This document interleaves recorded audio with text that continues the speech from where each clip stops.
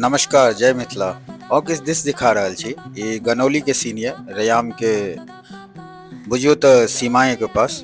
और ई जे छै से बड़ सुंदर छठ के जे छै से पूरा बर्तन बन रहल ये और बड़े सुंदर दिश लागल देखे में, तो कहलहुँ अहूँ सबके देखाबी। और साथ में जे छै से हिनकर जे छै से नाश्ता कॉर्नर छनि और लक्ष्मी नाश्ता कॉर्नर, और बहुत भीड़ रहैया एतऽ और स्वादिष्ट बनबै छथि। साथ में जे छै से चाय पीबे ला एलहुँ तऽ देखलियै दृश्य कि छठ पूजा के तैयारी भऽ रहल छै और मल्टी टैलेंटेड छथि ई।